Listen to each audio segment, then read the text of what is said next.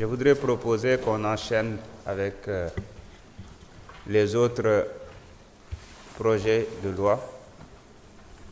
et faire une discussion générale sur les 4. Donc, s'il n'y a pas d'observation. Merci beaucoup. Donc, monsieur le rapporteur, l'ordre du jour appelle l'examen du projet de loi numéro 06-2025 autorisant le président de la République à signer l'instrument d'adhésion au statut de la Banque de commerce de l'Afrique de l'Est et australe. La parole donc est à M. Alassane Niang, qui est le rapporteur désigné de l'intercommission constituée par la Commission des affaires étrangères, des Sénégalais de l'extérieur et de l'intégration africaine, la Commission des finances et du contrôle budgétaire et la Commission des affaires économiques. Veuillez procéder à la lecture du rapport. Merci beaucoup, Monsieur le Président. Monsieur le Président, Madame, Messieurs les ministres, chers collègues, l'intercommission constituée par la Commission des affaires étrangères, des Sénégalais de l'extérieur et de l'intégration africaine, la Commission des finances et du contrôle budgétaire et la Commission des affaires économiques s'est réunie le mercredi 12 mars 2025 sous la présidence de Mme Fatou Diop Cissé, présidente de la Commission des affaires étrangères, des Sénégalais de l'extérieur et de l'intégration africaine, à l'effet d'examiner le projet de loi numéro 6-2025 autorisant le président de la République à signer l'instrument d'adhésion du Sénégal au statut de la Banque de commerce et de développement de l'Afrique de l'Est et australe. Le gouvernement était représenté par Mme Yacine Fall, ministre de l'Intégration africaine, des Affaires étrangères, et de M. Amadou Chérif Diouf, secrétaire d'État auprès du ministre de l'Intégration africaine et des Affaires étrangères, chargé des Sénégalais de l'extérieur, entourés de leurs principaux collaborateurs. Ouvrant la séance, la présidente Fatou Diop Cissé a, au nom des membres de l'intercommission, souhaité la bienvenue à Madame le ministre et à tous les collaborateurs et à tous ses collaborateurs avant de l'inviter à prendre la parole pour présenter l'exposé des motifs justifiant le dit projet de loi. Abordant l'exposé des motifs, Madame le ministre a rappelé que dans le but de renforcer et diversifier les sources de financement de ces projets prioritaires, le gouvernement de la République du Sénégal a souhaité adhérer à la Banque de commerce et de développement de l'Afrique de l'Est et australe. En guise de rappel, elle dira que la TDB a été créée par le chapitre 9 du traité portant création de la zone d'échange préférentielle des États de l'Afrique de l'Est et de l'Afrique australe. Selon les textes constitutifs, la qualité de membre de cette institution financière est conditionnée à l'accomplissement de certaines formalités dont l'adhésion au statut de la banque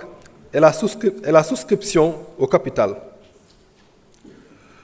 Relativement au rôle de la banque, Madame le ministre fera noter que cette dernière relève des financements sur les marchés des capitaux, les marchés de prêts syndiqués et auprès des institutions financières en Europe, en Asie et en Amérique, ainsi qu'auprès des partenaires au développement tels que la Commission européenne, le groupe de la Banque mondiale et les organisations du système des Nations unies. Pour ce qui est de la question spécifique liée à ces domaines d'intérêt, Madame le ministre dira que la TDB oriente plus ses actions vers les investissements dans le domaine des infrastructures et de l'énergie, ainsi que l'appui au secteur privé à travers des prêts couvrant des financements à court, moyen et long terme, proposés sur la base de termes commerciaux. Elle a, en outre, relevé que la TDB dispose de notations assez favorables de la part de certains organismes, tels que Moody's Fitch, qui la considère comme émetteur à long terme avec une perspective stable, ce qui lui permet de disposer de solides capacités de structuration et de gestion du risque. Parlant de l'actionnariat de la banque, elle affirmera qu'au regard des dispositions de l'article 3 des statuts de la TDB, celui-ci est couvert aux États membres ou leurs institutions désignées, aux institutions africaines, aux autres États africains et non africains ou leurs institutions désignées, à toute autre institution africaine ou non africaine, publique ou privée ou personne morale. Enfin, Madame le ministre dira que l'adhésion du Sénégal à la TDB offre à notre pays des perspectives intéressantes et de financement de son économie, aussi bien pour les programmes et projets publics que pour le secteur privé, en conformité avec les orientations définies dans l'agenda national de transformation Sénégal 2050. Notre pays pourrait ainsi bénéficier de réelles opportunités d'investissement offertes par la banque à des conditions avantageuses à travers notamment des fonds concessionnels mis en place par la TDB pour faciliter et encourager le commerce entre le Sénégal et les autres États membres de la banque. À la suite de cette présentation, vos commissaires ont adressé leurs vifs remerciements à Madame le ministre et à tous ses collaborateurs avant de formuler des préoccupations sur quelques points. Tout d'abord, ils ont particulièrement magnifié ce projet de loi à travers lequel le Sénégal pourrait diversifier ses sources de financement et bénéficier des taux concessionnels intéressants proposés par la TDB afin de financer ses projets de développement. Ensuite, tenant compte de la situation financière actuelle de notre pays, vos commissaires ont souhaité savoir si le Sénégal est en mesure de souscrire de manière concomitante aux actions portant adhésion au capital social de plusieurs banques. Dans le même ordre d'idées, vos commissaires se sont interrogés sur la possibilité pour notre pays, après l'acceptation de son adhésion par les autres États membres, à intégrer les autres instances de la banque, notamment le conseil d'administration. Reprenant la parole pour faire suite aux interpellations de vos commissaires, Madame le ministre a mis l'accent sur le fait que l'économie d'un pays repose sur trois principales formes de financement, que sont l'impôt, l'emprunt et l'investissement étranger. Reprenant la parole, en outre, elle a soutenu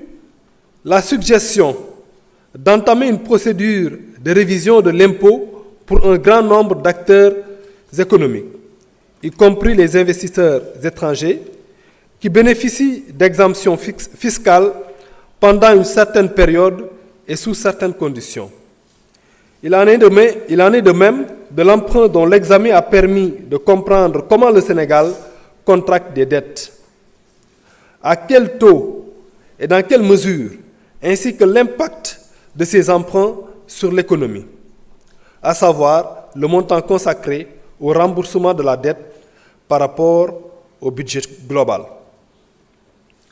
Ainsi, elle fera noter plusieurs options, notamment la manière dont le Sénégal pourrait maintenir un équilibre entre le remboursement de la dette et la réalisation de projets et programmes d'investissement conformément à notre agenda national de transformation. C'est justement dans cette optique que le Sénégal a décidé de diversifier ses sources de financement pour avoir accès à d'autres financements bancaires, dont l'investissement du retour privé local et étranger. Sur la participation du Sénégal au capital de la Banque de développement des États de l'Afrique de l'Est et australe, Madame le ministre a indiqué que la contribution du Sénégal s'élève à 434 milliards 550 millions 884 francs CFA. Elle a également annoncé que le Sénégal a souscrit au sein de la TDB à 62 actions de catégorie A, dont 20% à libérer sur une période de 5 ans et 72 actions représentant un montant de 5 milliards de dollars. Ce niveau de participation, bien qu'important pour notre pays, ne permet pas d'accéder à un poste d'administrateur au sein des organes de la banque. En outre,